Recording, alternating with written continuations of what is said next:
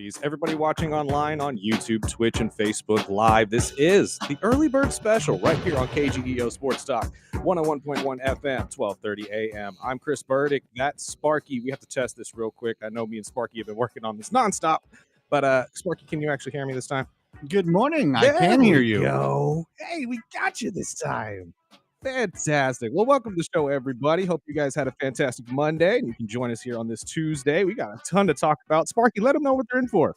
Oh, we got to recap the last game of the wild card, a little Monday night football filled with defense. We'll talk all things about the vacancy coaching carousel that, of course, is top of the headlines on every sports place. But we'll talk a little wrestling with our boy 24KG. We'll have somebody from NOR stopping by. We've got a ton to talk about. Let's get it rolling. Absolutely. We got Nicole Jones from NOR. They got a fun run coming up in February, first day of February, actually. So if that's a thing that you're into, feel free, reach out to NOR, get connected with them because they do a lot of these things throughout the year. And they're a very, very massive community giver here in Bakersfield. So if you are local, north of the river is somebody that you want to get involved with, just so you can get involved with some local community work and all that type of stuff. It's good for the soul. It really is. Let's talk about the game last night, though, my friend, because I think we called it from the get-go. Defensive slaughterhouse, I think, is the best way to put it, on both sides of the ball, really. Pittsburgh Steelers even stepped up to their end, obviously, and made this a game throughout at least the first three quarters until the Texans defense said, no more of that. We're going to score 2 touchdowns of our own, a 33-yard return from Sean Rankins, plus a 51-yard interception return for a touchdown at the end of the game as well. Capped this entire thing off 31-7. What were your thoughts on this? I mean, what we were expecting. Not an offensive, really driven game. Besides Willie Marks going over 100 yards against a tough rush defense in Pittsburgh. But, man, you can tell the frustration was brewing for Pittsburgh. And, man, that Houston defense, right when I thought, okay, it's going to be, a 12-9 type game, the defense, man, really stepped up. And there's a reason that is the number one defense in the league. 100%. And we were talking about it all day yesterday. We knew this could potentially be a thing. I apologize. The score was actually 30-6, but I think the entire game was just a defensive onslaught from both of these teams getting to the quarterback. I said it yesterday. The one thing that was going to trip up Houston in this game was going to be CJ. How good CJ was going to play. Was CJ going to be able to protect the ball? And throughout the first three quarters of this game, it was rough. Although I don't know if we can directly blame CJ, or we have to give some responsibility as well to the center, Joe Andrews, who just they couldn't get on the same page with the snap, which is odd to see in the playoffs.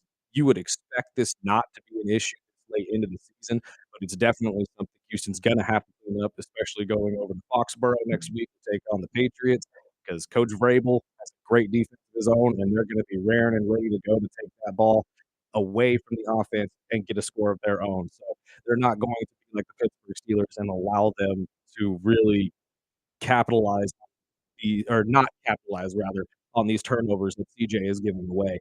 But you already highlighted one guy that I had on my notes that I needed to highlight, which was Woody Marks, the rookie from USC, which was a fantastic game from him. But the other one that you have to highlight as well is Christian Kirk. I mean, when Nico Collins goes down with a concussion, somebody's got to step up. Christian stepped up throughout this entire game. 8 catches, 144 yards, and a score of his own. And to be honest with you, at times just seemed like the only wide receiver that they could consistently trust, which, I mean, I guess is what got him that massive contract years ago with the Jacksonville Jaguars after he left the Cardinals. Personally, I've never been a huge fan of Christian Kirk. I think flashes of this game every so often. But I guess when you needed him most, he stepped up. So that's all you could really ask of the guy. Man, he had a hell of a game, and it was on big moments of the game where it was 3rd and long. It was, the first downs, and it wasn't just the receptions. It was the yards after the catch.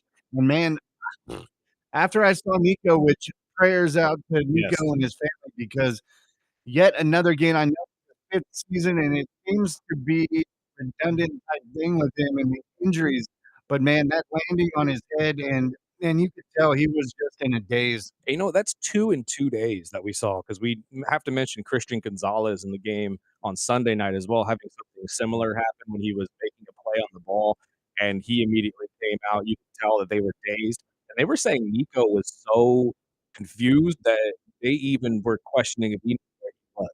Yeah, he And couldn't even get into the tent. yeah, he could barely get into the tent. I mean, it took them, I think, a solid 5 minutes to get him out of the tent on one of those, the carts to get him into the locker room. And So I have to say, I mean, I've gotten several concussions. You can tell if you watch the video stream. oh, yeah, I've had head injuries not only in football, just in life. But he's got a steel man, plate.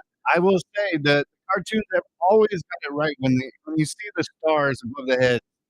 Dude, I've never had one myself. That is one thing that I can honestly say that I was blessed with when I played football, or at least to my knowledge, I never had one.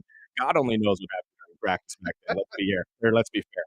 But I do say prayers up to him. Hopefully, he'll be back. I doubt he'll be back for the game against the Patriots, but we're hoping he's back if they do win that game for the AFC Championship, which they are heading towards the first one in their franchise's history. The Texans moved to 1 and 6 on the road in the playoffs, which is a wild number. I had a lot of Pittsburgh Steelers fans texting me yesterday saying, "Oh, they're 0 and 6 on the road in the playoffs, and we haven't lost a home game on a Monday since '91." Well, guess what Well, happened last night? we you got the second one because that was before we get into the second round because we have a list of I mean, these games are gonna be intense next weekend. Oh, yeah. But my real question is now I've had 3 Steeler fans text me since the game ended. I woke up at 4 in the morning with another text saying, "Oh, it's over, fire Tomlin." Now, come on, man. They got you through into the playoffs, that was the big thing, but, the team that you beat also fired their coach. My real question is Tomlin on the hot seat? Because what I'm hearing out of Pittsburgh camp is they wanna run it back. That's all I hear as well, and everything that I hear from guys like Schefter is Tomlin's future is in his own hands. I don't think Tomlin's going anywhere. I think you run it back, especially since you look at how close he is to other Pittsburgh greats in terms of coaching. He is the second I'm sorry, he is the most winning coach technically in Pittsburgh in terms of percentage, but he's only 8 games off in terms of wins to Chuck Noll, who is the top winner in Pittsburgh Steeler history.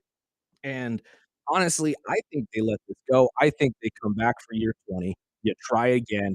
There's no reason to believe he doesn't get a winning season, which would at that point put him over Chuck by 1 game. He would have 110, or I'm sorry, 910, while Chuck had 900 or sorry, 209, so 210 to 209. And at that point, you let Tomlin go down as the greatest Pittsburgh Steelers coach of all time. He can retire on his own merit and do whatever the heck he wants. Maybe he goes off and does television. Maybe he goes off and coaches again for a different team and keeps this thing rolling. God only knows. But I think that the front office of the Pittsburgh Steelers would be doing a disservice to the team if you fire Tomlin this year, especially since there's really no clear cut improvement in the coaching room that's available right now. Like it, Exactly. Who you gonna get that's gonna just step in and be better than Mike Tomlin? right. There's a reason that he's been there for 19 to 20 years. But my real question is, by the look of what we saw last night, do you think Aaron Rodgers has another year in him? No, Aaron's done. And I mean, those were the exact 2 questions I was about to bounce off you as well, my friend, because we've heard it multiple times from Aaron throughout this season. He went on McAfee's show and said this is his last year. He's done after this. But a couple weeks ago, he came out and said he was having a lot of fun with this team. He kind of left the door open, but they talked about it last night. They asked him yesterday. It seems to me from his answer and Tomlin's answer as well, because they asked both of them what the future is for both of you, obviously, 'cause that is the biggest talking point for Pittsburgh going into this offseason. One, Tomlin, I believe, is just saying, being politic. He's like, "Yeah, I'm probably coming back, but I won't worry about it right now." Aaron, though, I think is gonna stand on what he told McAfee and the boys at the beginning of the year. This is the last year for him, although this is a great year and he had fun. There was nothing in this season that I can honestly say Aaron can hang his hat on to sit there and say, "I still got it as a top 10 guy." Because if you look at his stats, I mean, again, I know I keep going back to this, but if you look at Aaron Rodgers' stats, he retires right now, he's easily top 6. He's over Drew Brees, he's over a lot of these other guys statistically. He's easily the efficient quarterback in NFL history. He has the best touchdown to interception ratio. I mean, Aaron Rodgers really has nothing left to prove to anybody. And it's kinda like what we say about a lot of these other athletes. Although we love to see you guys continue your careers, sometimes you may go too far, you may make it last too long, and then that's when you start seeing those real chinks in the armor, the ugly seasons that no one really wants to talk about. And honestly, I think we've had enough of that with Aaron. I think he had those years already with the New York Jets, and at this point, it's just time to hang the hat. You are a fantastic quarterback. You have a over a 100 quarterback rating for your career. That's crazy. 66,000 yards, 527 touchdowns. They highlighted it last night. I think Aaron just retires and just says, "You know what? This was a great career. Let's see what I can do." Maybe he jumps in on the panel with McAfee and becomes a weekly guest. Again, the God only knows, but I think Aaron's time in the NFL is done. Yeah, and I mean, I thought the same thing last year. I understood why he went to Pittsburgh. He wanted to get that Jets taste out of his mouth. I mean, obviously nobody wants to Right. retire on that type of memory of the New York Jets. And he came out. He took the Steelers to the playoffs. That was one of their number one, goals on his checklist. And of course, in the post game, the first question they asked is it over? Is it done? And he said, "I'm not going to make any decisions off emotions right now. I'll talk to my family." He was newly married, I believe, recently. I Yes. I I really think if I'm with the Steelers, I'm keeping Tomlin. Tomlin's my guy, and I'm moving forward into the future. But the real question is if Aaron Rodgers retires, I mean, what are they gonna look at a quarterback? I mean, obviously they drafted, what was it, Will Howard Will last year. Howard, yeah. We didn't get to see much of him other than the exhibitions in the preseason. But is this now a team that is quarterback needy? I would say so. I don't think Will Howard is the answer for them at the moment. I know a lot of Pittsburgh Steelers fans have some hope, but I feel like that's also just, the homer mentality that you like to believe that your team is good enough to pick a superstar quarterback in the 6th round, you know what I mean? But it really boils down to what Tomlin wants to do with his future, though, because they're not gonna sit there and bring in a rookie to be coached by Tomlin for a year and then move off of him to find the coach that's gonna fit. You know what I mean? You're gonna wanna find the guy and the quarterback at the same time. So maybe they take a year with one of these veteran quarterbacks that are gonna be looking for jobs. Maybe Kirk Cousins finally ends up over there like we talked about at the beginning of the offseason. I think that there are options that they can explore, even bringing back Justin Fields. I think that's also on the table. I think that that is a possibility because of how good he looked with the Arthur Smith offense, and honestly, he hasn't looked good in anybody else's offense lately, so it would only make sense to me that they kinda maybe bridge that gap and say, "Hey, sorry you couldn't get a deal done last year and you had to deal with the Jets like Aaron did, but come back, we'll deal with this later." You know what I mean? And the one thing that I keep hearing from Pittsburgh fans, and it's the big concern for them, is it doesn't really matter who is at quarterback. It matters if you guys can win a playoff game. You've lost 7 straight, and that is everybody's big griping point against Mike Tomlin. Although, yes, he's forever a winning coach in the regular season, he doesn't win or he hasn't, I should say. I can't say he doesn't, but he hasn't won a playoff game in 7 appearances. And they That's weren't even telling. close. Yeah, they weren't even close. They had 175 offensive yards last night, 146 of them were through the air, and Aaron got destroyed. That's the other reason I think Aaron's done is because It I don't was think so he wants to entertaining. deal with that anymore. Are you kidding? That was brutality. That was awful to deal with. And now I understand why he was bitching and complaining off to Oh, the side. He 100%. he looked like a pissed off old man, and I could tell. And people were texting me, "Oh, this game is so boring. This is as bad as the Patriot game on Sunday night." I said, personally, I loved it. as a anti Aaron Rodgers, I was enjoying it. I think and I don't mean to make this sound like shade to anybody, but the casual football fan watched last night's game and Sunday night's game and said they were boring. The defensive-minded fan loves these games I loved it. because that was fun. That was great in my opinion. I love watching good defensive football because to me, that makes the game more exciting. Who's gonna be the first one to finally get through? Who's gonna be the first one to find the chink in the armor? Pittsburgh, unfortunately, couldn't do that. There was nothing they could do last night. They tried to get it to Gainwell. They tried to get it to Metcalf. He couldn't. He literally couldn't get it to Freiermuth. He threw it to him one time in the 4th quarter, and that was it. And that was a hell of a catch. Yes, it was. It was fantastic.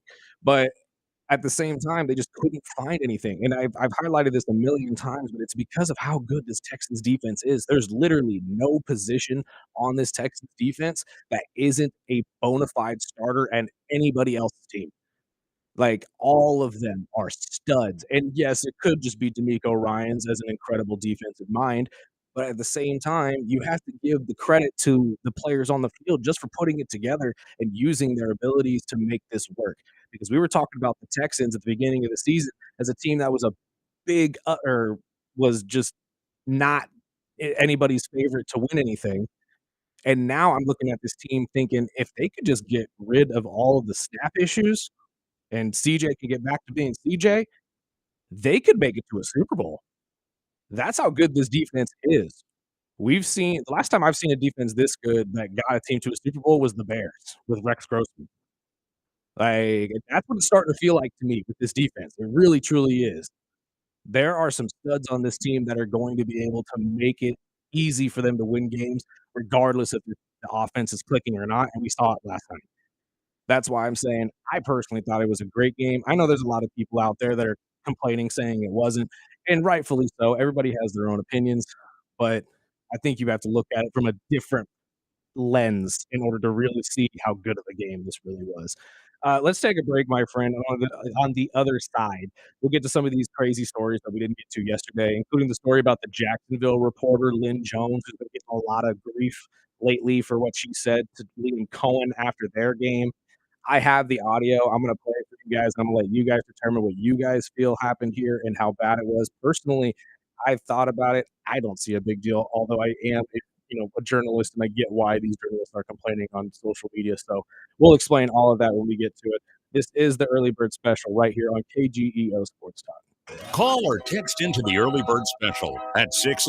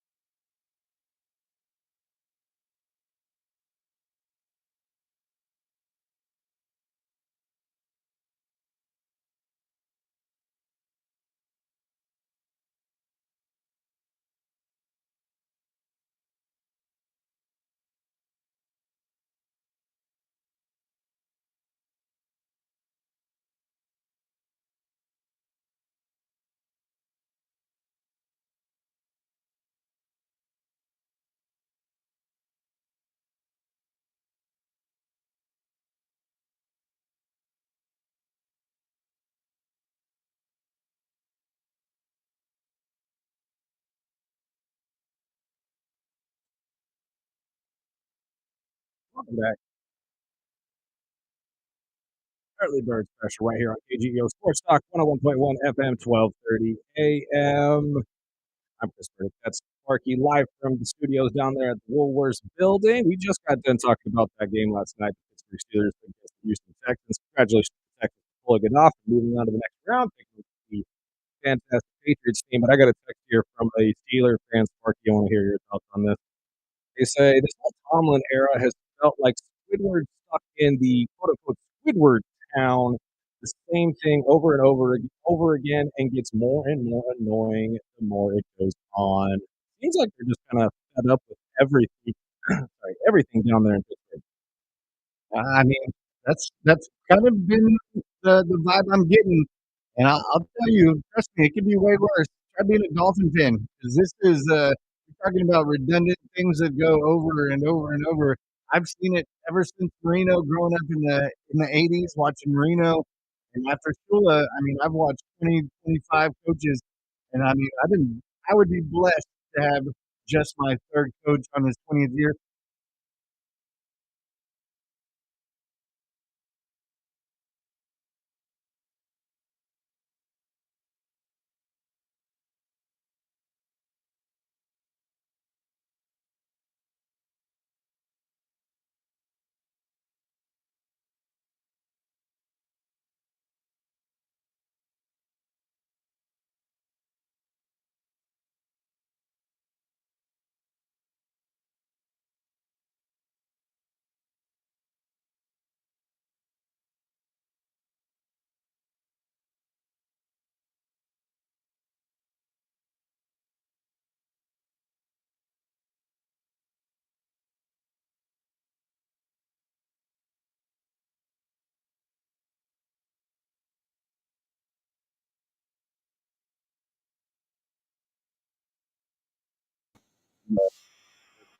Oh God, I should have gone down this road. But we were just talking about a whole bunch of them, but it doesn't matter. They have a long history of coaches being there for decades, not Chuck just Tomlin, Chuck Tom. Thank you. Cower.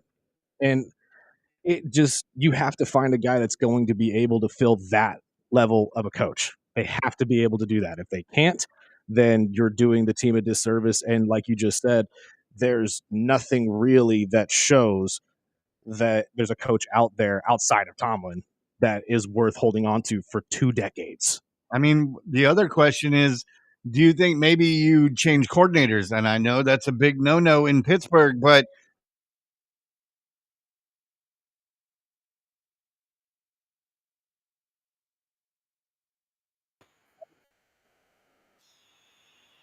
Supporter. And it's no fault of Arthur's. He's a fantastic coach in his own right, but I just don't believe that his offense works like he thinks it does. I know he's a very run first guy. He's a former offensive lineman, and he's really smart. Like he really is an intelligent coach. But at the end of the day, it's hard to really justify that your offense is working when you haven't had success in the right areas. There are certain teams that can make the run work. I mean, we talked about it with Derrick Henry. Obviously, it's hard to sit there and say that Derrick Henry is not the best running back in football, but or when he was with Arthur Smith, excuse me. But at the same time,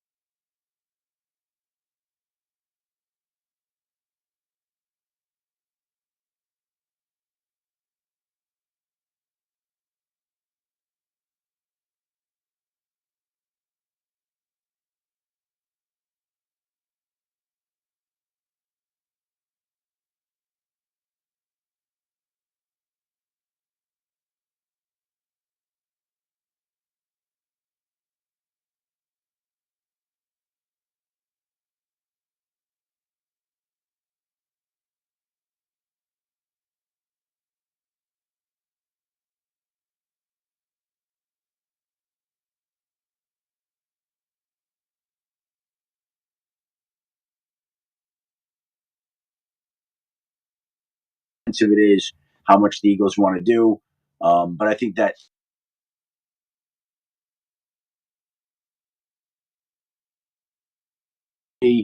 to try to save the game, pull out the win at the end. Basically, their season was left in the hands of their offense to come through in that one drive, and they didn't get it done. And I know that they feel like they have the talent there. The personnel is top flight, and didn't happen. So there's going to be fallout there, no doubt. There's going to be a lot of movement, I feel, in Philadelphia going into this next season. It's going to be really rough for them to really get this offense rolling again. And honestly, one of the big names for them right now, I think, is going to be on the move. It's not Kevin Patullo, is the big wide receiver in A.J. Brown. We saw it on the sideline during the game. There is definite turmoil between him and Coach Nick Sirianni. And I don't think Sirianni is actually unwarranted with this hate. I really am not. I think that this all makes sense to me. When you see AJ not putting in the effort he needs to in order for these things to actually work and for order for the plays to work, it really does make it hard to really justify keeping him around. I know the GM said earlier this season that it's hard to walk away from somebody of his talent, which is fair. But I mean, which one, if you had to answer, which one goes? Is it going to be AJ? Is it going to be Patullo? Or is it going to be both? Yeah, I'm going with both. I think you're absolutely right. It has to be both. I mean, I think this offseason, I mean, just by where we're sitting, I think there's a couple head coaches out there, of course, without even having to say his name. There's a couple head coaches ready, that are on this list. But I really, by looking at the people that are looking for jobs, I mean, there is some big name coordinators. If you do move on from someone like AJ, and honestly, I think it just the writing's on the wall. These last 2 seasons, we've talked about it. He's been very vocal about not wanting to be, or he's not being used to the extent that he feels like he should be. And the only thing that I can think of is obviously trading him away, because you can't just let him walk. You have to Yeah, get and something for him. there's plenty of teams that are, a wide receiver away from taking that big step. You can mention, New England, depending on what is going to happen this offseason with Stephon, because I saw his court date was moved back until after the Super Bowl, as well as, teams like Buffalo. Not to see him actually playing, though. I didn't think he would actually be in on that playoff game, if I'm being honest. Yeah, neither did I. So between him and his brother was actually suited up on the sideline for the Packers as well. Didn't play, but He played one play. Yeah, I think that they probably would assumedly keep him around. I know him and Micah Parsons are very, very close, so we'll see how that goes. Well, yeah, I mean, there's all sorts of coordinators. There's guys like Brian DeBall, which I read that he is actually interviewing with Tennessee today. The Mike McDaniels, maybe they choose to stay away from taking a job with, Cleveland or somebody like that and take a bigger role in an offensive team, whether it's Mike McDaniel to Philadelphia or something like that. Sorry, I had a bald old man sitting over my shoulder staring at you this entire time. This is why you got to follow us on the stream. You get to see Scott Cox's ugly face sometimes.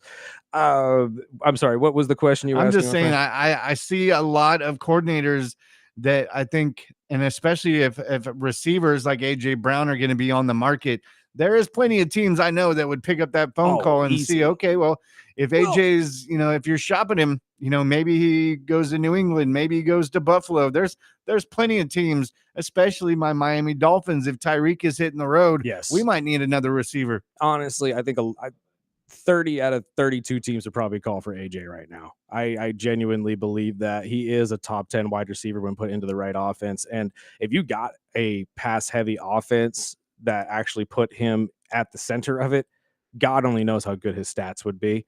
They really would. I just don't know of any team that's going to be going to be reaching out that quickly just based on his contract alone. A lot of people are going to think, I'm going to need somebody to take at least part of this contract so we can, make this a little bit of a value move for us. AJ is worth a lot of money. I know Philadelphia is going to want to offload all of that money. I don't know a lot of teams that are going to just be willing to do that. But the other side of this as well is Philadelphia could benefit from a lot of really good draft picks if you move off of AJ Brown and you move on to somebody a little bit more open to, I guess, playing the style Philadelphia wants to play, because it really is a run first offense. And although I understand that AJ coming into it was expecting to be a centerfold of this offense, when you brought in Saquon Barkley, that sealed the deal, man. That is the number one option in this offense. It's no longer AJ Brown or Devontae Smith. And honestly, that's never going to change. It's never going to change. When you have someone like Saquon, you hand him the ball 60 out of 70 times. You really do. And So if I'm working with Philly, I'm going back to the basics, man. I'm taking this offseason to go back to what was working. Now, I know you lost a couple offensive linemen and there's a couple of switch ups, but I mean, if you can keep AJ Brown, keep Devontae, keep them all healthy, I think Jalen and Saquon, I mean, that is too much of a talented offense to see what we had this year. I agree. And again, you can blame whatever you want. There were banged up offensive linemen all year. I mean, we didn't see Lane Johnson for the last, 4 or 5 games, I think, which is unprecedented for him. And I do believe they have the ability to get back to that. They really have the same team they won the Super Bowl with. There's no reason to believe they can't move forward and get better at what they do best. And that's why I think that it really starts with getting rid of Kevin Patullo and AJ Brown. I think that once you remove the distractions from the team and you are able to put people in there that are building blocks, that are willing to play the role you need them to play and fill that role that needs to be filled on the team, I think that they're going to be fine. And Philly will most likely be back at 100%, maybe winning the division again for the 3rd year in a row. And we're seeing them run for a Super Bowl next year in 2026. But well, they better put a plan together, because there's a lot of teams in NFC that are getting right up on their ankles, man. 100%. Real quick before we move off the Eagles, though, I thought this was interesting yesterday before the game. They asked Jason Kelsey what his opinion was on this and why the team just feels different this year compared to last year. I want to play this and see what your comments are, my friend. The biggest thing that was a glaring difference between this year and last year was the run game, right? I think we had Saquon Barkley nearly set the NFL rushing record. If you look at the passing statistics, really not that big of a difference. That was the main difference. But I think there was also other differences. I think you got to tip your cap to the San Francisco 49ers. You saw a team fighting, playing together. They lose George Kittle. How many players have they lost this year? And it feels like they've come together. And listen, I love the Philadelphia Eagles. I love these coaches. Of course. But the way they responded to the adversity last year, with all the noise and whatnot, they came together, made a great playoff run, won a Super Bowl. This year, it never felt like that happened. It never felt like they were able to come together and realize that it's about us. Everybody focus on your job. There's all these narratives out there. You let that stuff. It never felt like they handled that as well as they did last season. Honestly, I think that he hit the head on the nail on the last part of it. Like, we could talk about the stats all we want. We have ad nauseum, but they were actually worse in the pass game last year than they are this year. They're way worse in the run game. We all know that. And the scoring hasn't been there either. But I think he highlighted it perfectly at the end there. They didn't have the team camaraderie of everybody just do your job and get the job done, rather than complain and focus on the negatives, figure out how the positives can be used and actually move forward. And that's how they got to the Super Bowl. That's how they continuously won games. And obviously, I mean, we all know the drama that we always get out of AJ Brown. We saw the drama with the fans not understanding why Saquon was getting the ball. But one thing that they aren't bringing up is, in the beginning of last year, before they won the Super Bowl and all that, there was, heads on the chalk. There was Sirianni's going to get fired, blah, blah, blah, blah, blah. They went on that big winning streak, but not only was Saquon running out of his mind, yes, but that defense was stepping up all over the place. And we didn't see that this season. Now, Vic's defense, well, actually, at times we did, though. At the beginning of the season, I will say it because I picked up Philadelphia in my fantasy, but the last 4 to 5 weeks, they weren't doing jack. Yeah, they were rough. And honestly, I couldn't agree with you more that we just didn't see the same style of defense, I guess. They was still very maybe much it's that stingy. fire, because you said it, early in the season, is it's hard for a team to just, they got their ring, they got the trophy, and it's just not as easy as just like, hey, we're going to do it again. Right. And then again, maybe just getting popped in the mouth this year is what they needed to get motivated again. And honestly, like I said a couple minutes ago, removing the distractions is going to help a lot. Removing the AJ Browns and the Patullos out of there and letting the team reset itself is going to help a lot. As great of a player as AJ is, when you got somebody in there that's complaining 9 days, in a row, it's not going to be fun to deal with. It really isn't. Nobody's going to want to hear the guy complain again that he's not getting the football, even though you're trying everything you can. And then 2 games in, okay, yeah, we got him the football, but now we lost the game because we don't have a balanced offense. So you got to be able to figure out how to fix the team while also addressing just the big distractions in the road, which unfortunately AJ Brown seems to me to be the biggest one. And he made that himself. Let's shift over, though, to this other story before we get out to our next break, my friend. The entire Jacksonville reporter situation. I didn't bring this up yesterday because I didn't think it was going to be a big deal. I really didn't. I just saw this as a 30-year reporter because that's what she is. She's a longtime vet in the game for a free press newspaper down there in Jacksonville. Was down there just covering the team for the game. Wasn't even going to go to the press conference, apparently, from what she told The Athletic. She just kind of got convinced to go and used her time to say this, and apparently is getting a lot of grief for it. I want to tell you, congratulations on your success, young man. Thank You you. hold your head up, all right? You guys have had a most magnificent season. Thank And you you. did a great job out there today. So Appreciate you it. just hold your head up, okay? Thank And you, ladies ma'am. and gentlemen, Duval, you the one, all Thank right? you, You ma'am. keep it going. We got another season, I okay? appreciate Take it. care and much continued success to you and the entire team. Thank you, ma'am. Okay, so I'm going to break this down for people who don't understand the ethics part of this. The reason that the internet, or at least journalists, are up in arms about this is because of something that's called journalistic ethics. Journalistic ethics are basically the rules that journalists use to not put themselves in the story. All journalists are supposed to do is take in information and distribute it out to everybody, however they see, however medium they see fit, either newspaper, video, doesn't matter. And you're supposed to do it in an unbiased way without emotion, without connecting essentially with the person you're interviewing. I kind of find that to be a little ridiculous, even as somebody who's gone through gone through school as a journalist. I have my degree as a journalist. I know all the rules. I get it. But in this case, and I don't know how you feel about this, Sparky, but I think this is kind of ridiculous for people to call upon her as if she's attacking him, or she's attacking journalistic ethics by pretty much just trying to bring Liam Cohen up after a fantastic season for them and a rough loss to Buffalo. Like, I don't really think that this should be seen as what it's really being made out to be. When I first heard it, I was like, what the hell is going on? I thought it was his mom or maybe something just giving him some Right. love. It's a But very rare I instance totally this understand happens. the journalism side of it because it's about the who, what, when, where, why. Get your answers and get out of there. And when it comes to that, I was just really confused on what I was listening to. I was too. Don't get me wrong. I didn't expect it. You never hear stuff like this in press conferences because of stuff like journalistic ethics. You're not supposed to, like I said, you're not supposed to do that. You're not supposed to show that you're a fan or anything like that. We've been told while at Raider games, you're not supposed to cheer while up in the media box. It's just part of it. You're not supposed to show any kind of bias or fandom because you're a journalist. You're supposed to be eternally unbiased. But to attack this woman for this is ridiculous, right? I mean, you got to be taking yourself a little too seriously at this point to really to sit there and say that this is a problem. I think we need more of this. I think we need more of journalists and reporters showing some sort of humanitarian side to you. Yeah, we need the human side of it. Yes. And again, don't make yourself part of the story. That's not what I'm saying. Don't integrate yourself into this person's life and really become best friends with them.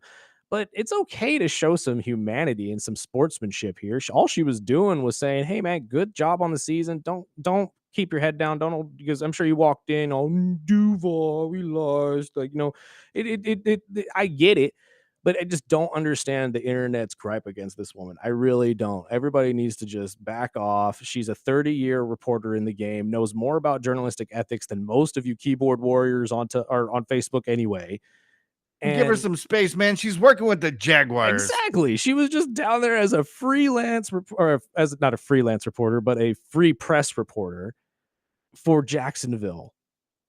And let's be honest, for those of you who say that you can't be a homer, half of the journalists and reporters and commentators make a living by being a homer. So where's the journalistic ethics in that?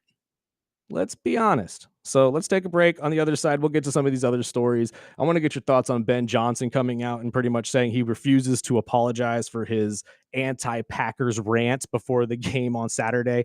And I'm all for it, man. Let's revive this rivalry and every other major rivalry in the NFL. We need it. We've been missing it for years, and that's what made these games so much fun to watch. This is the Early Bird Special right here on KGEO Sports Talk. The Early Bird Special is your new wake-up sports and entertainment show you needed. The Greg Kerr Show. That's the thing. Imagine if this year's NBA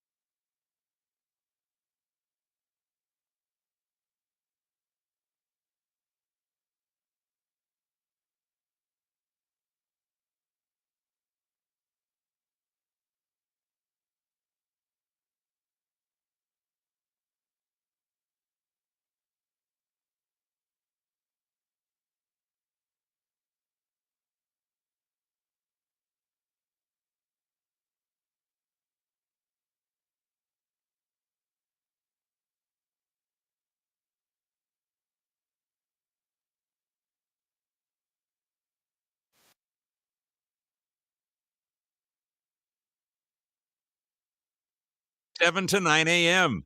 Streaming on YouTube and Twitch.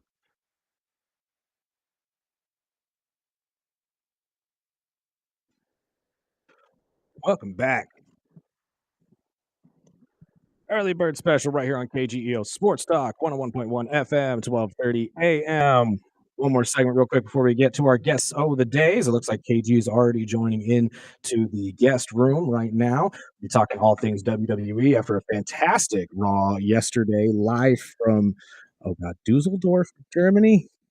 Something, Dusseldorf. something of that nature. I can't remember exactly where it was in Germany, but it was in Germany, which means us here in America got to watch it around noon if you were, available to actually watch it around noon. Some of us were not. I personally got to watch it at about like 6 o'clock last night, and it was a fantastic show. I enjoyed every second of it. And I'm going to challenge our friend KG as well. For those of you who've been listening for a long time here, the women's tag team division looks damn good to me. Looks damn good to me. And I'm telling you right now, they need to split those belts. They need to split those belts into two. I'm just saying. I'm just saying. We got to get some more opportunity for some of these ladies. Let's shift into some of these other stories, though, in the NFL before we get to our guy, KG, my friend. Ben Johnson comes out and refuses to apologize for his pregame Packers speech, where he pretty much got disrespectful. Very disrespectful. But let's be honest, it's a rivalry game. It's the longest rivalry in sports. It's the Bears and the Packers. Who doesn't want their head coach saying stuff like this about the rival team? We need to get back I to loved it, this. man. Don't apologize for that. Heck That's no. what you build your team on. That's team camaraderie. And no one was saying anything when Aaron Rodgers was blowing, yo, I own I you. own you. Exactly. No one was saying anything then, but no, because the coach came out and said it, there's a problem and it tasteful. That's ridiculous. I know it got a little deeper because I guess when the Bears were on Hard Knocks, they took all the explicit words out of it and made it PG, whatever. This Whatever. is a rivalry, man. Yeah, absolutely. 100%. I agree with you. And we need more of this. We need the reuniting rivalry of Dallas and San Francisco. We need this rivalry between Green Bay and Dallas. That's what makes football fun. That's what makes sports fun. You're not supposed to like certain teams. And that's what Ben Johnson said. He's like, no, I'm not going to apologize. I don't like that team. I don't like that guy. Everybody commented on how quick the coaching handshake was. Again, a story that I really didn't think was that big of a deal. I just saw two guys who usually do that to each other do it again. The only thing I thought was weird was how quickly Matt LaFleur pivoted, like as if he just told him "F your mama" and just ran off. You know what I mean? But That's what I got out of it. it was just like I don't get it. But we need those rivalries, the Falcons and the Saints, the Giants and the Eagles. You know what I mean? Like we need those rivalries to be that way. That's what If makes you're going to complain about it, just take the divisions away and just put it in conferences. Right. Why does it even matter to have divisions then at that point? And I mean, everybody's up in arms about or how the playoff format is anyway and don't want certain people having home games.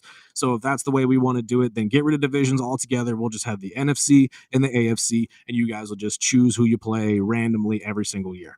And we'll just go based on, I don't know, just your overall record in that conference. Just let them play paper, rock, scissors. We won't even play football anymore. Right, exactly. It's just absolutely ridiculous. The other side of this rivalry, though, Green Bay came out yesterday and said they are trying to work out a deal with Matt LaFleur to keep him as the head coach. Matt LaFleur has been very vocal, saying he does not want to coach on a one-year deal. And at this point, they are trying just to work out some sort of new deal to keep him there. He does have a 63% win percentage since he got signed there in 2019, but he's 3-6 in the postseason. And much like we talked about Tomlin, a lot of Packer fans are starting to reach that level of just frustrations with the lack of success in the postseason and the lack of ability to win Super Bowls, because that's essentially what these guys want. These fan bases desire is they must win Super Bowls every single season. Do you think that Matt LaFleur figures out a deal with Green Bay to keep him there? Because we talked about it yesterday. It does seem like they want to keep him, but that doesn't mean a deal's going to actually get done. I mean, I know big players, Parsons, Love, they all came out yesterday in support of Coach LaFleur. I mean, I think that's where it comes from. And just kind of like what we were saying with Pittsburgh, I think if there was better options out there, if they knew, okay, well, Harbaugh's going to be our guy. Right. But the thing is with Harbaugh, he wants full control. And I don't think Green Bay is, I don't think they're ready to just bend over and here's the keys to the team. I personally think he's safe. I think he is too. I don't think he's really wanting to go anywhere. I think he wants to stay in Green Bay. But you have to, or what I'm looking at is what money that they're going to pay him. Right now, he's about an 8 to 9 million. He's seeing a lot of these newer coaches that he thinks he's better than getting a lot more money than that. So Are you willing to really dip into the funds again and give him upwards of what, 12, 13 mil a year? Because that's essentially what you would need to actually pay this man to keep him happy and keep him there, because he wants to get paid more than a lot of these other coaches that are just getting their jobs, which is fair. But he's also not good enough to be getting in the upper echelon of coaching staffs, in my opinion, especially with record of 3-6 in the postseason. Well, I know a team that would take him off their hands. Miami Dolphins. I think Miami would love an offensive coach like him right now. And honestly, if you could find a quarterback that he enjoys as well, you might not even have to deal with a rebuild. We might be seeing a quicker turnaround than the actual Patriots. We got to take a break, though. We got our guy 24 KG on the other side. We'll talk all things professional wrestling with him. Plus, we'll be talking to North of the River right after that. They have a fun run in February they want to talk to you guys about. Get involved, get in there and talk to North of the River. They are a fantastic organization. And if you're also looking for somewhere for, sports for your kids, North of the River. It's the perfect place to go get them started. It really is. Let's take a break. On the other side, we'll get to all that. This is the Early Bird Special right here on KGEO Sports Talk.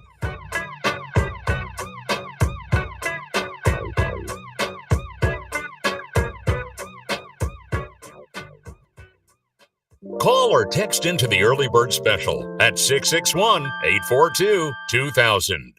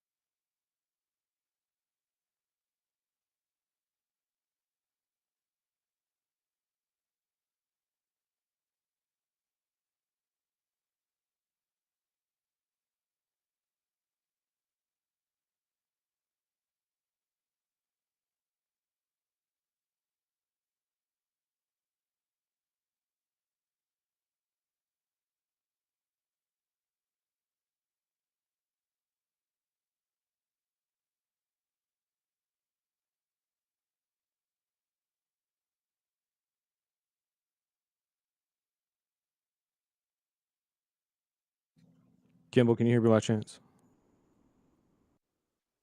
Dope. I was just making sure. We are going to start up here, my friend, in about 5 minutes.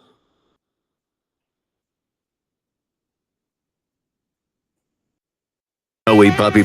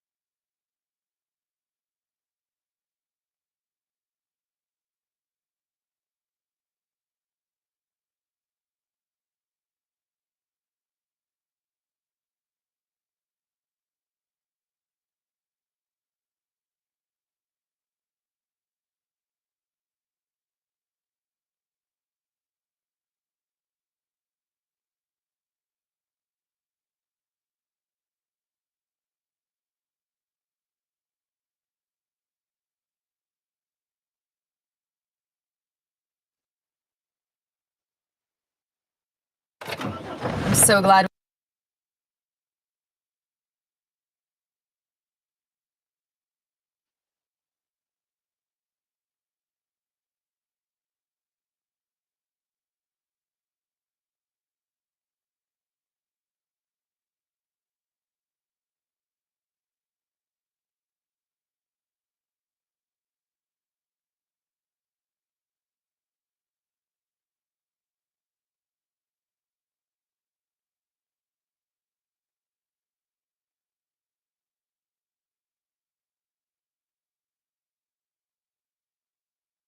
All right, boys, we're up.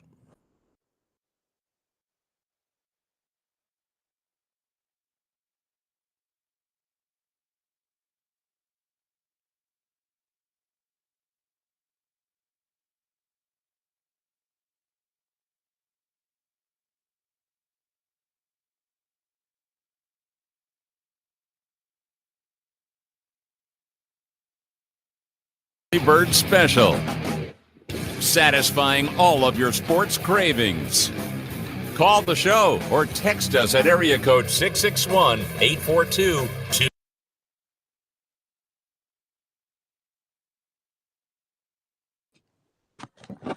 Welcome back.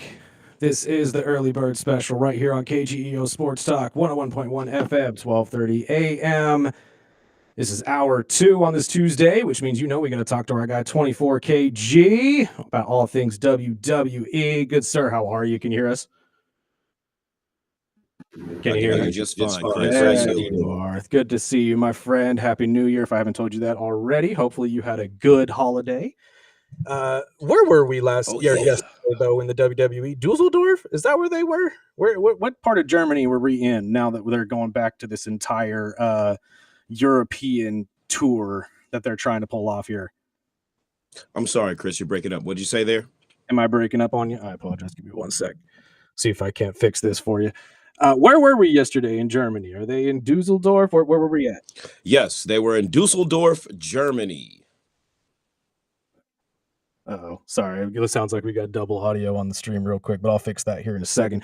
Talk about what happened yesterday, my friend. I mean, I had to challenge you a little bit because we've talked about this ad nauseum in the last couple of weeks, but you say that the women's tag team division in the WWE has been at least rough the last couple of weeks. What are your thoughts on what we saw last night? I think they came back out and actually showed everybody how strong this division can really be.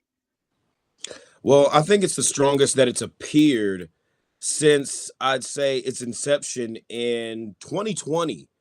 You got to think about it. Most of these women who have been previous WWE champions or are still on the current roster, so to speak, right now, have been multiple tag team champions in different iterations and combinations of tag teams, from Damage Control to Nikki Cross and Alexa Bliss, Bayley and Sasha Banks, and those names you can repeat going on down the list to make them multiple women's tag team champions. So it's also kind of nice to see the division being refreshed with call-ups or new combinations of tag team champions that we possibly haven't gotten before. Because Rhea Ripley at this point, I believe, might be a 4-time tag team champion with different partners. That goes also for Asuka, Charlotte, and so forth and down the list. When you get some fresh faces in there like a Lash Legend or a Nia Jax, or even just the Lyra Valkyria and Bayley combination, it's going to spice things up a tad bit until we see some real change in the division.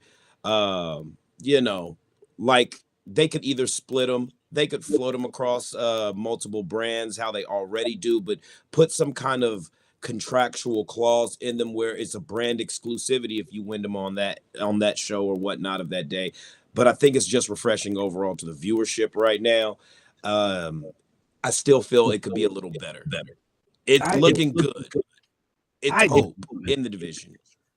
I personally think the tag team group is the highlight of what's going on right now. The only thing I'm saying is now with all these superstars that are in tag team factions now, it almost feels like it's taken away from the big titles. Could you hear him at all, KG? Or are we having? I'm sorry. Could you repeat that, Sparky? No, I was just saying. I think the tag team in the women's division is really right now is the highlight of the women's division. My only problem is is now with the bigger names, whether it's Charlotte, the Rhea, the Asukas, the Baileys. I mean, it almost takes away from the big championships. You're sounding real good now. Honestly, I would agree on some of those aspects, especially in the mid-card division right now. Even though Julia just won the women's US title back again, we're not hearing or seeing anything or a fuss even made of it, or competitors, viable competitors that you would actually watch on a regular be put into competition with her. More so because of how you just said on that tag team division. It seems to be carrying not just the women's tag team division, but the entire women's division. And, again, I couldn't agree with you more, but it is at this point, do you still feel like we have too many stars in this tag team division? I personally don't. I think that I'm loving these teams now. The I'm Rio sorry, Chris, I lost your signal. Did you lose me again? Oh, There you go. oh, we're having some issues with the stream. Actually, KG, I'm gonna call you. I'm gonna call you to make this a little bit easier for us because I think that we're having some issues on the audio side of this. So give me one second. I'm gonna give you a phone call. No problem. KG, Well, while he does that, I'm going to run through what I saw during the Monday Night Raw. I mean, opening my big highlights. I mean, obviously the women's division, which I'm personally, just as a wrestling fan, in my opinion, I think that's the highlight of the women's division. Like Burdick mentioned, the whole Julia thing with how she got her U.S. title back, the whole thing with Jade. I mean, it just seems watered down when that comes to it. The women's division, I mean, you're talking about Charlotte Flair, you're talking about Io Sky, you're talking about Rhea Ripley. I mean, these are heavyweight championship caliber wrestlers that are, I wouldn't say dumbed down, but into a tag team division where they could really be, the highlight of the women's division right now, fighting for titles. But the other thing is with the women's division, we're dealing with, Naomi's dealing with, she's having a baby. There's other things, and not only that, but the her service or the Hervis or whatever they call it. I mean, there's a lot going on with this women's division.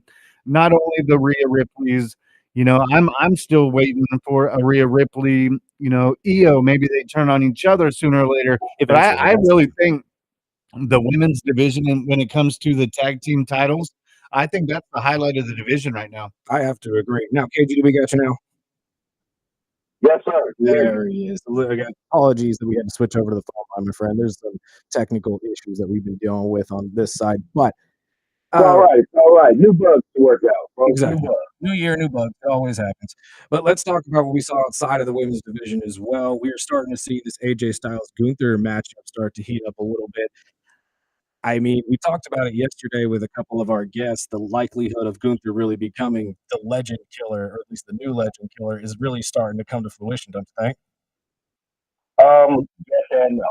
Reasons why I say yes on how they're having to capitalize off of this post John Cena booking and exit, how he's, disrespecting and defiling what he used to claim on the mat to be sacred.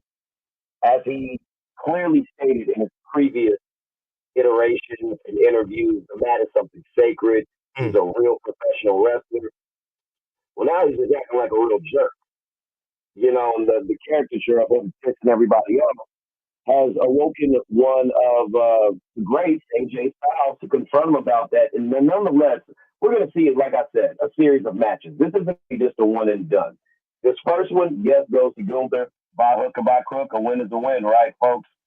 So, even though he cheated, quite slyly, I must say, that was a very slick move to tap out outside of the referee's point of view, which I thought was beautifully written.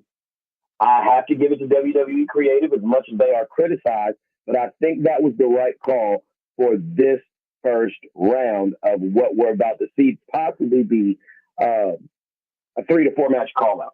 If booked properly with enough time. We're on a fast-paced road to the Royal Rumble, so I know things aren't going to maturate as fast as usually Triple H has them, take the time to kind of cook and settle in and whatnot. We've seen a long burn with Braun Breaker and his first attempt at the World Heavyweight Championship kind of go down the toilet right now, but don't think this is going to be a last.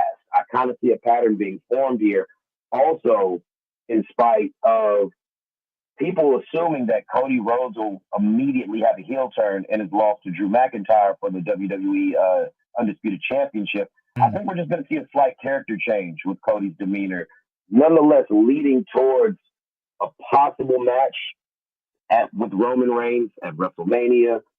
Maybe that'll change somewhere down the line now that we see Jacob Fatu being reintroduced into a main event title picture. Because honestly, I couldn't see this guy being reintroduced anywhere else. If you put him in that mid card and you run him through Ilya Dragunov or Carmelo Hayes for that U.S. title, he's crushing those guys. And that's going to be a concussive type match. Mm-hmm. Now, you know what's interesting to me is I saw a video recently of Jacob Fatu down at the dungeon with Natalia and her husband, and if he's working that hard, dude, we might see a whole new version of Jacob going into this. I've seen that we may actually be headed towards a world where we see less Cody with the belt and more Cody is in a more Shawn Michaels like situation where he's going to be more involved in just big matches where he doesn't need a belt that's actually going to be a part of it. Do you think that that's going to be in the future? Well, actually, I'm glad that you said that, Chris, because that's usually preserved for when superstars are in their latter year, maybe the prime of their twilight, maybe more matches behind them. Cody's up there. In front of them. Cody's up there. Yeah. I mean, not to say he's going to retire next year, but Cody's got maybe 4 years left. And it's funny because now we see this happening more so with superstars who are becoming bigger than a title. It's happening more often than usual or than it used to. Right. This usually took some time that we would see over the years with one of Vince's, characters, but everything's so fast-paced now that they're cranking out. People say Triple H didn't make any original superstars. Well, he sure as hell got a lot of them over. Yes, he did. Yes, he did. And honestly, that's kind of the main part of the business, is it not? Is to become so big yourself that when someone beats you, they become just as big, and then you guys get to work together and make something even bigger. Like that's kind of the whole point.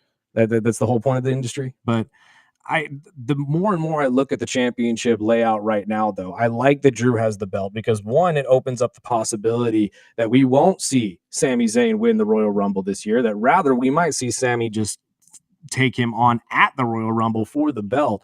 But they're also floating the possibility that he's in both, that Sami goes to Riyadh, loses to Drew early, and then enters the Royal Rumble at the end of the show and wins. What do you think the possibility of that happening is? There's also a possibility of that, but I could also see Sami winning the Royal Rumble, and then you've also got to worry about Elimination Chamber in another pay-per-view, where Sami could totally lose this thing. He could win the Royal Rumble. He could go on and call his shot before WrestleMania, lose at Elimination Chamber. Hell, we could even see Drew McIntyre lose at Elimination Chamber, one of the pay-per-views leading up to. We also have a Saturday night main event that we have not seen any advertisement for. And this is Rumble season, but certain things are falling by the wayside. We've also got a rumored return of LA Knight supposedly winning the Royal Rumble in Riyadh. Now, between Sami and LA Knight, I think they're going to go with Sami Zayn all day, just for the moment, just for the pop, just for the visual of being over there in the Kingdom of Saudi Arabia and having Sami Zayn of Canadian and Middle Eastern descent, one of their guys, homegrown from NXT, black and gold, come all the way up these ranks and fulfill this moment that they're having for this Royal Rumble in Riyadh.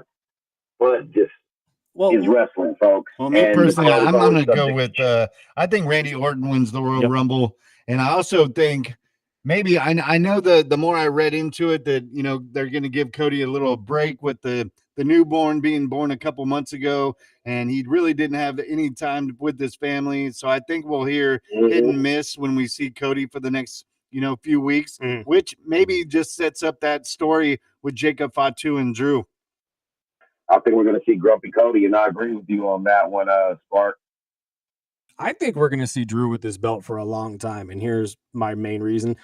It's because Drew is set in his entire heel run these last 2 years of being essentially an internet troll. he has set up more rivalries that he hasn't finished than any wrestler I've ever seen in my life. Between Solo Sikoa, Jacob Fatu, Obafemi, there is a list of ridiculously good wrestlers that are all waiting to get their chance to take Drew down. And now that he has the belt, what better time to put all of them up against him? You know what I mean? Like, we're going to be seeing all of these guys finally get a title shot because they weren't getting with Cody. Not that Cody had anything to do with it, but more of just the writing aspect of it. It didn't work. Now you're going to see all of these faces start to get their shot at the belt rather than bad guys just going after the good guy. Also, I agree with you on that, Chris, but I would like to chime in on something that I kind of came across in the weeds of the interwebs. Drew McIntyre could be the return of having a regular defending champion on SmackDown because of what you just stated right there. The previous feuds and rivalries that have been set up, interwoven throughout the year, almost, you could say years, that can culminate and pull the trigger on whenever they need a fresh rivalry, a storyline, a swerve here or whatever, because we have not seen that title regularly defended on SmackDown. I would even say previous to Roman Reigns, we were coming out of the COVID era. We did a little hot potato, but he still had one of the longest runs in modern memory and history. And it's only been on Cody, John Cena. That undisputed championship right there has not floated hands over too many times. So for Drew to land that one and not just the world title that's on Raw, I think it means a lot more, especially for his first appearance. With that title being a house show, and I believe Glasgow. Yes. Yeah, that was in Glasgow because I remember seeing pictures of it over the weekend. But you just named another guy that I think is going to be a key part of this entire run for him as well. But Roman. Imagine Drew getting his lick back on Roman and finally beating him in a title match to retain his title. I think that's on the table as well, especially with all the pins that Roman's been taking the last couple of years. Yeah, you can obviously see that he has no problem putting somebody over. Right. And why not put over Drew? Drew's been working with the family for years now. I mean, I would assume they have respect for him. I would also agree with that as well. But I also see that, like we just mentioned earlier, a lot of these guys seemingly are setting up their exits. And at the rate that Roman Reigns is being booked for movies in Hollywood and other top tier projects, I can see Roman Reigns giving us his last 3 years. Honestly, I don't even know if he has 3. And that's more just from what he's talked about. It's like this contract that he's in, I believe, is his last one, if not the next one. So, you got to look at it. Sometimes you don't need to make the longest impact, but when you make the biggest one, and people tend to remember it. The Rock didn't have such a long career, but it was so impactful. Yeah, that everybody remembers. Talk about it to this day. Stone Cold might have had a longer career than The Rock, but it was equally as impactful. But people don't remember he didn't wrestle much after he broke his neck. No. It was few and far in between where he actually had matches. He was just utilized quite frequently and in the right positions on television at that time. Am I the only one that was the highlight of last night's, which wasn't the Gunther AJ match? I'll just say that right now. But the setup with Finn and CM Punk. I love it. Yes. About damn time. And again, about damn time. Is that on Finn's fault, though? Is that on CM's fault, though? Because, I mean, Punk has really been dealing with people left and right, and most likely Finn probably doesn't win this belt back from him, I would assume, just solely because of the trajectory that we're headed with Finn Balor and his character. I think Finn is more turning towards the guy who's willing to put people over than really wanting to win championships for himself anymore. But I can't wait to see this match. Have we ever actually seen these two go up against each other in a ring before? I don't think in a single competition, but you also got to remember the championship picture for the world title on Raw has been extremely congested. Yes. Extremely. They have had guys left and right between the Seth Rollins, Vision, CM Punk, Money in the Bank situations, the Damian Priest, hot title holds, and everything else. Not to say that it's been hacky-sacked around, but the title picture was becoming bottlenecked. Now that it's kind of opened up a little bit more, having someone like Finn Balor, who actually makes CM Punk look a little bigger in stature, He does. but can take care of him in the ring athletically, in a safe manner that's also visually captivating, is, like I say, the word of the day, kids, refreshing. That's a refreshing view for just the people in the audience, television streamers, and these fans who are catching on these hints that they keep dropping with Finn Balor reawakening some version of the club or Bullet Club. It has to happen at some point because we haven't seen a driven Finn Balor since really they made the championship, since the Seth Rollins feud.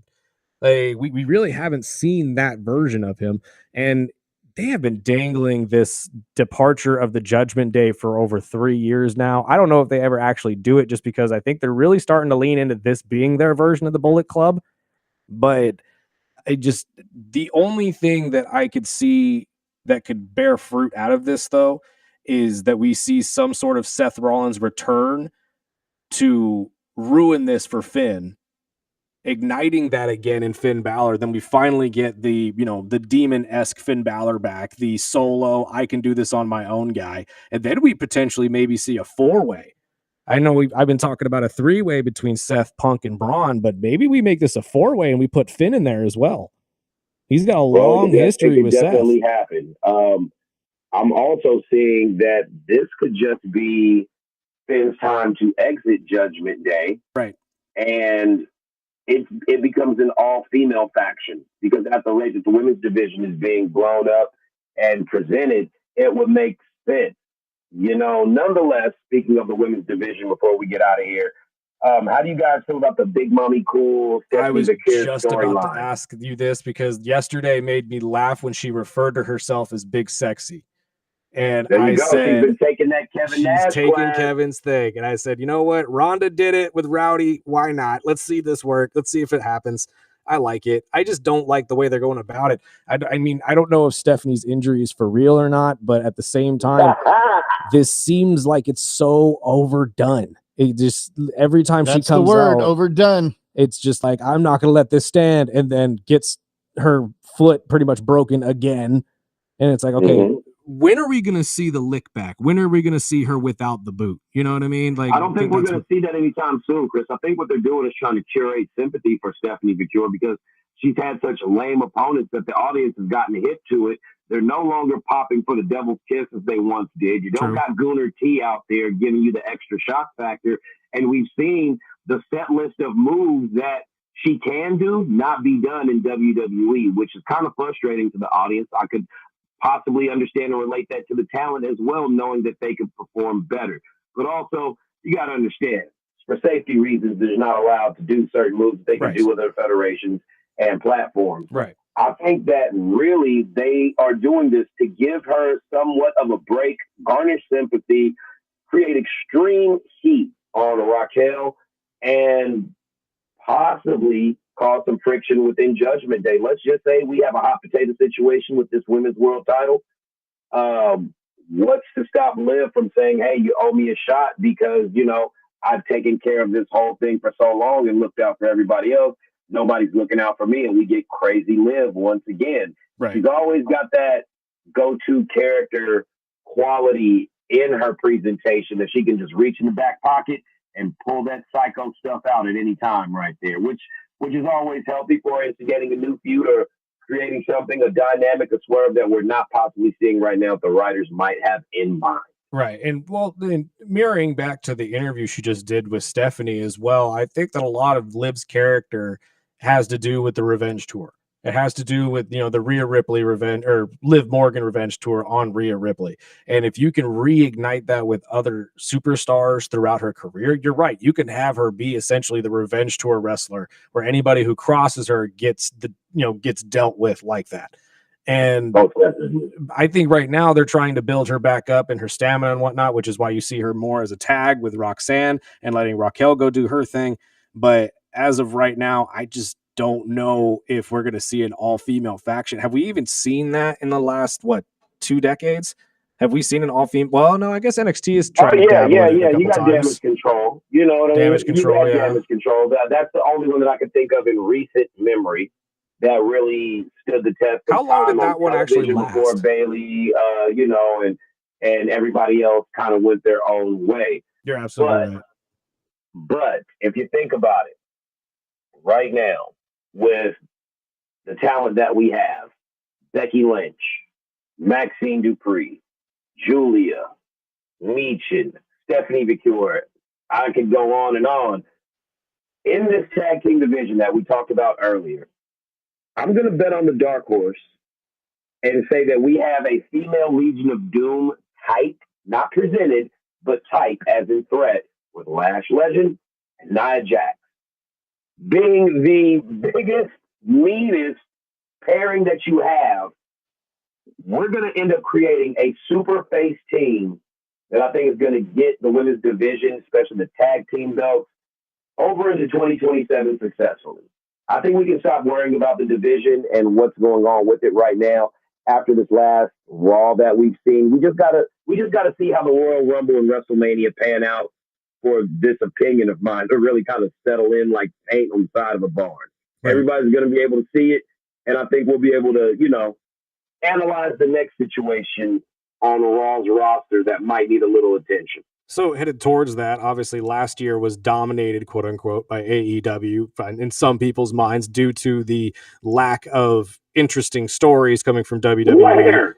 Where? Again, that's what Sports Illustrated says. That's what a lot of people have written, that AEW Other is people winning. are saying it. They are saying it. Again, I don't agree with it, but I'm saying they're saying it. What does WWE have to do, though, in your mind, to kind of take everybody Sparky, back? what you over there eating, man? I'm sorry. The AEW question just pissed me off. No, go ahead, Chris. I'm just playing with you, man. What you say there? I got some fruit over here. I'm trying to eat healthy. He is. He has been doing very, very well. Eat organic. Eat healthy. What does WWE have to do to come back and be the top dog in this entire thing and win back, Sports Illustrated and ESPN and all these other people who are starting to throw shade? We're going to act like that was a real question because we know the answer to it being money. And not playing ball with Sports Illustrated is how they got there in the first place. And Tony Khan just had more money, in a pay-to-play situation in the world. But my actual analytical answer would be listening to the fans. That's one thing Vince may have trolled the fans on, but he did give them what they wanted his way. Even with the Daniel Bryan situations, the Kofi Kingston situation, these organic pushes were always commandeered by fans, but controlled by a narrative of Vince at the end of the day. So Triple H has got to bring back the I hear you, but I'm going to do it my way in the situation of how we're booking this. It's got to make sense because sometimes we emotionally or aesthetically want to see something, but in the long run, business-wise, it won't make any sense. If it makes sense business-wise, if it makes sense on screen, I think that's where WWE is going to really win back the fan trust, so to speak. You know what I mean? Because AEW, I will give it to them, can put on a no-name banger of a match, and that's it. There's no follow-up, no storyline. You don't know who these guys are, what's going on. And some people like that. But also, some people like quality, not just quantity. And with SmackDown going back to 3 hours, I'm starting to see the quality kind of rise up to the top of that cup. And I'm not just going to say they're going to do away with the draft, but my prediction for this 2026 year is we see some type of free roster exchange, not necessarily a draft, because that thing hasn't really been working. In times where ratings dip, you start seeing superstars get called on to other shows for appearances. And I think if WWE does away with that, that's one thing that can help win back fan trust and viewership. Another thing, stop killing us with these commercials. Hey, find a segment. If you got to take like a halftime for your commercials, do it. You got 3 hours. Give people a break. Whatever it has to do, something has to change because 6 commercial ads during a match, during an 11-minute match, a 9-minute match, are horrendously offensive to viewership. I mean, I could agree with you on the advertisements. I feel like Triple H does listen to the fans though, because if you look at a lot of what has happened over the last year, it's a lot of it has been fan driven stuff. I mean, we wouldn't have gotten Rhea and Io if it wasn't fan driven.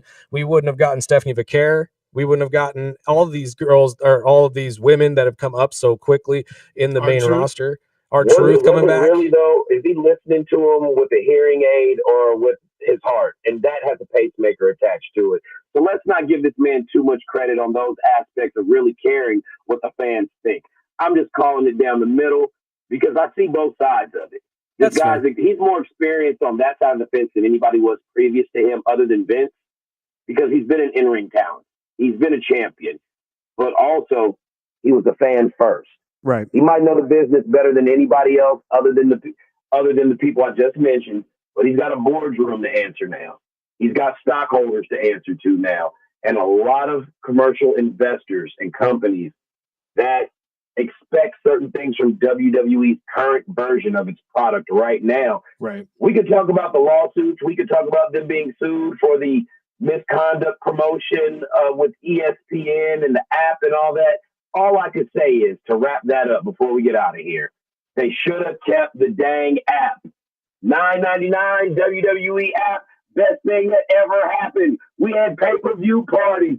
We had PLE parties. We had a whole bracket. It was a culture shift. And what happened? Somebody got too greedy, sold it to Peacock. They didn't care about it. We thought things were kind of going back to normal with the app and everything else was going on, seeing it on Netflix. Condensing all your media on one spot is not truly a bad thing, but I also understand the profiteer margin of this. If you can have your product here, and this there to be consumed, why wouldn't you? But also, it becomes rather expensive for a fan who's on a budget. This is a family show. You know, if you want to, and you're done away with live PLEs, it becomes a little harder, more exclusive to see the product. So, of course, the price is going to go up. Today's price ain't never going to be yesterday's price. Remember that. And you've stumbled into it at the end there, my friend. It's all about money. It doesn't matter. They got to pay off this incredible debt that TKO has. And until that happens, I don't see any of this changing. I really don't. We have run out of time, though, my friend. Thank you so much for yours. And we will talk to you next week. No problem. Unless they sell WWE to the Saudis, then we'll be talking about something different. You know, that's absolutely true. I'll be pulling you in if that happens sometime in the next week, though, my friend. Thank you. Then we will talk to you next week. We're going to take a break real quick. This is the Early Bird Special right here on KGEO Sports Talk. Stay connected with the Early Bird Special by finding us on Instagram.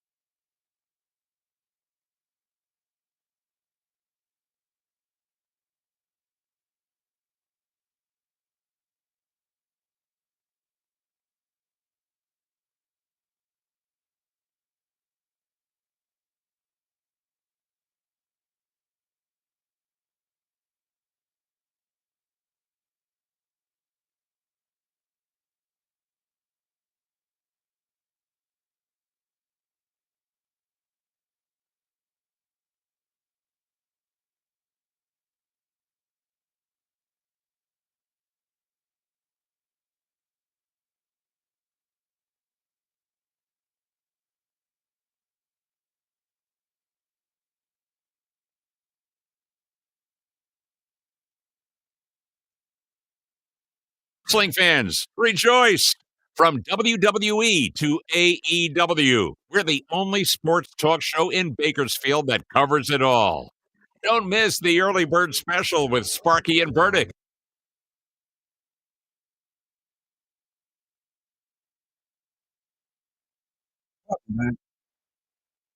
Early bird special right here on KGEO Sports Talk 101.1 FM, 12:30 a.m. We're also streaming video live on Facebook, YouTube, and Twitch.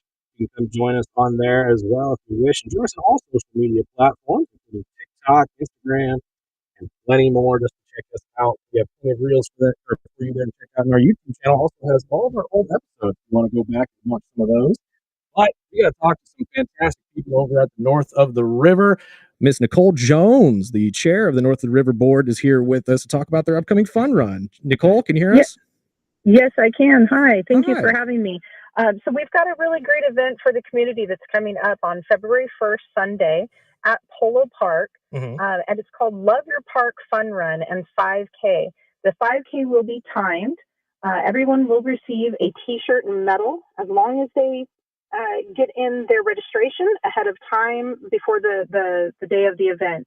So the foundation of NOR is a 501c, and this is our first inaugural event that we're kicking off for the community. And what the proceeds do is they go towards youth scholarships for NOR recreation and park activities.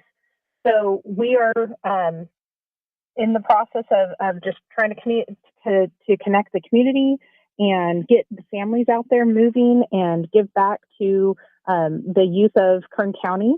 And that's a little bit about it. Fantastic. Now, obviously, you need people to register in order to actually know how many people are going to be there. That's why you need to know for the T-shirt purposes and whatnot. So how can people get registered? Yeah, they can register on runsignup.com.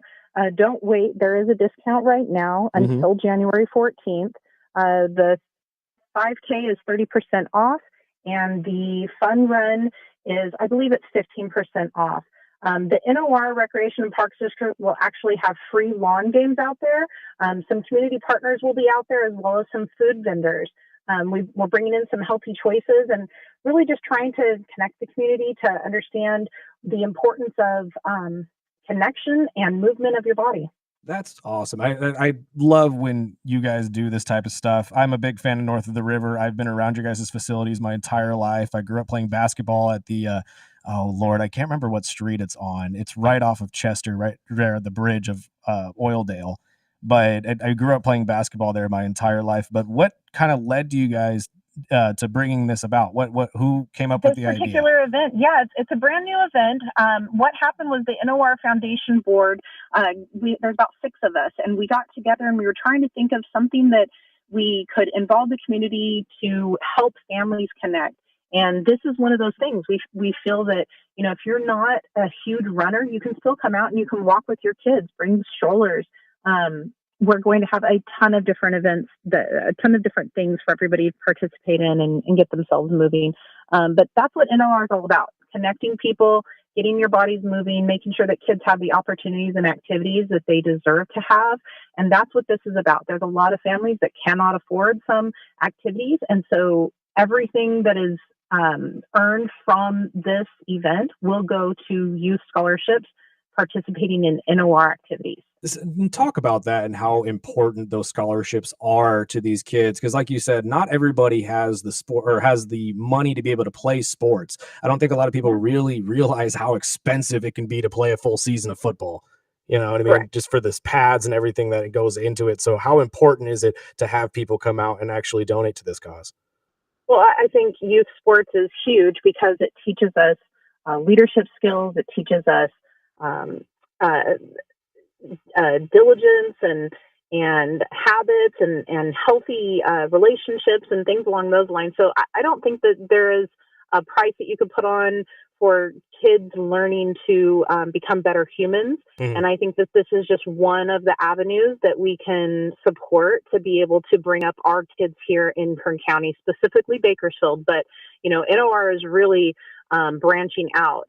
The north of the river has always been their concentration, but they are not bound to just north of the river. So hopefully you see a movement over these next few years on behalf of the NOR Foundation, where we're actually looking in different areas of Bakersfield that we can start to establish more NOR activities. And talk about that. Where can people find you guys all around Bakersfield? Because like you said, you are all over the place. Well, visit the NOR Recreation and Parks website. And on the website, there's going to be a ton of information about their different events, whether it's for youth or for seniors, because that's another thing. They don't just concentrate on the youth. This is all of the community of Bakersfield. There's a ton of programs for our seniors, keeping them moving as they continue to age. That's a huge concern in our community and for any senior.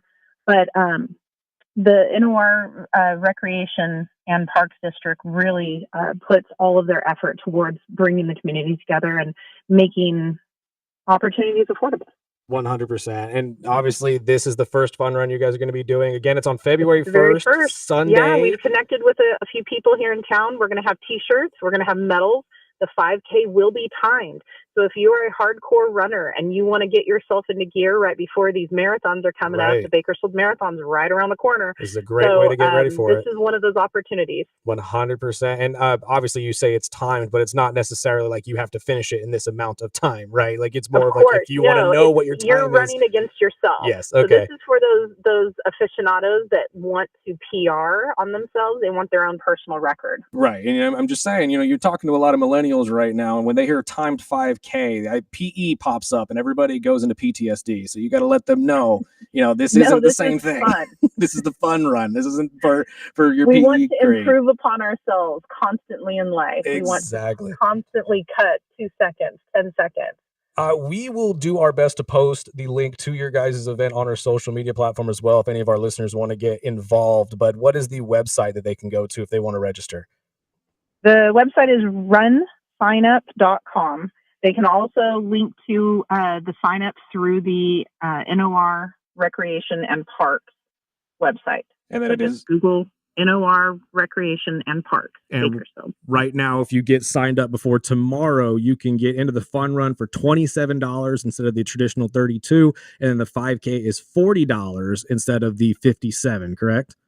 Correct. Awesome. Yeah, so up until the 14th, which I believe is Thursday.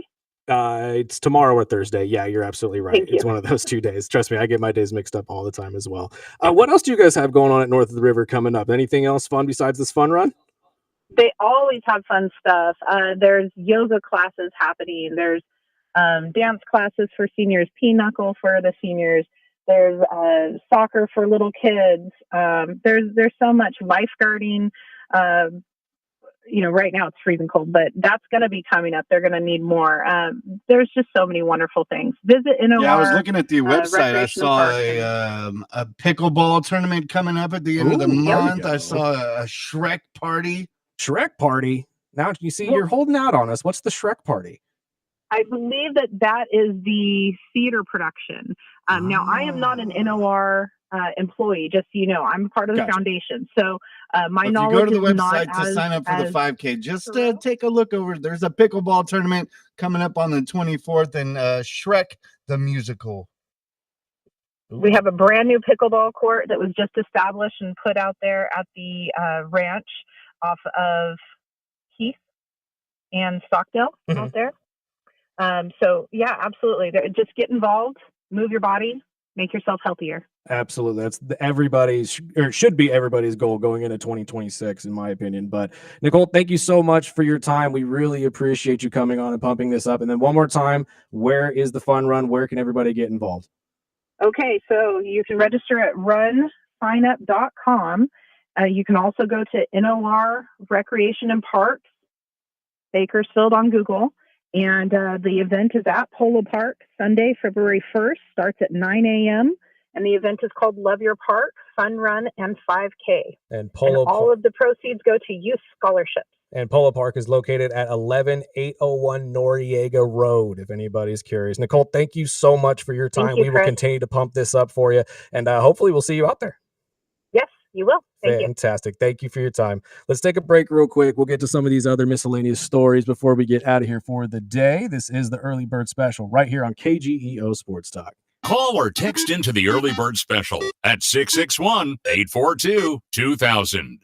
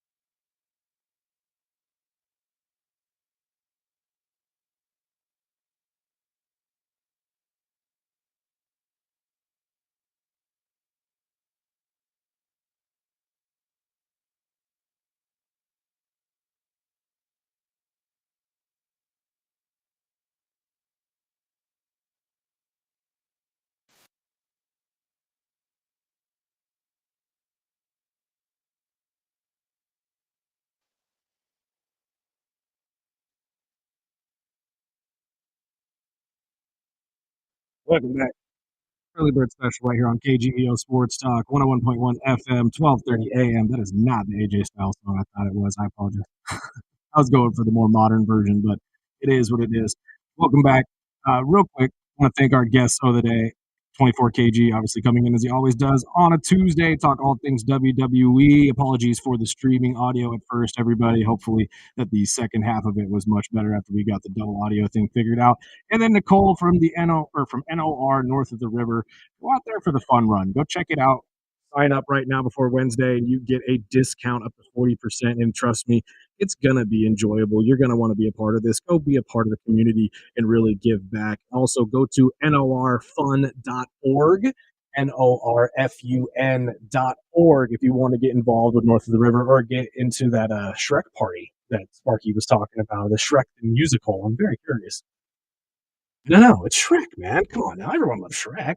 You can't hate on Michael Myers' best character. Well, actually, that's a good question.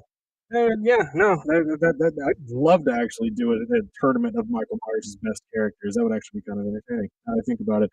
Let's get into one final story, though, my friend, before we get out of here for the day. The NCAA, obviously, with the finals right around the corner, have been really contemplating the expansion of the college football playoff. Some people think it's going to go to 24 teams. Some say 16. The SEC commissioner, Mr. Sankey, came out yesterday with Mr. Rich Eisen and had this to say about them expanding the playoff. Oops. Sorry, give me 1 second. I apologize. Forgot to turn off the music. I think that the move to 12 was really well timed. There's some clunkiness to it because the model was introduced, remember, in 2021, and that was before we expanded with Oklahoma and Texas, before the Big Ten. There's been a domino effect. And we were slow to adapt in real time because we were slow to accept the 12-team idea. And I was part of the group that introduced 12. I think 12 was right. I think it was done at the right time. When we've talked as a league, we think the move to 16 is the next right step. That provides 11 at-larges. It honors conference champions. And I do expect there's going to be a lot of stress about the low-ranked conference champions that are in this thing right now because they've displaced some much more highly ranked teams. That's the point of controversy. And so I do think we have to continue to adapt. Our league has said 16 is the right next step, whether we can agree upon that or not. As a group in the college football playoff management committee, that remains to be seen. I've said it a couple times. In my opinion, I think 16 is the perfect amount. I think that you get over half of the top 25 plus a couple of the non-Power 4 schools. I think that's really all you need. Maybe one or two of them. That way you get to keep the automatic bid, and those non-power schools get the chance to get into the playoffs still, while you get most of the teams that are complaining, saying we should have been in there. Your Notre Dames, your Vanderbilts, your USCs, they all still get into the playoff.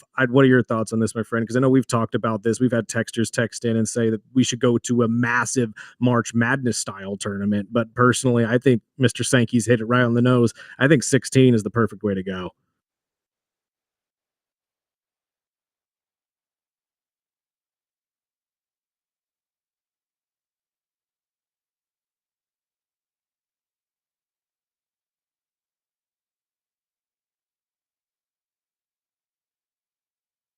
And honestly, the more I think about it, 16 just fits perfectly, just solely because of how football tournaments usually go, especially playoffs. But at the end of it all, what you just said right there, Sparky, how much money they can make off of a massive March Madness tournament is huge. But imagine what you're going to have to pay these players to stick around to play in that massive tournament. You think these kids are getting overpaid now? Trinidad Chambliss looking at $6 million. That'd be tripled, if not quadrupled, if they have to go through an entire March Madness tournament in football. So there's negatives to every positive as well, I suppose. We got to get out of here for the day, though. Thank you guys so much for your time. Thank you for listening. We appreciate it. This has been the Early Bird Special. Join us on all social media platforms as well. Facebook, Instagram, YouTube, all that type of good stuff. Like, share, and subscribe. And we'll be back tomorrow morning, 7 to 9 a.m. as always. Sparky, let's get the heck out of here, man.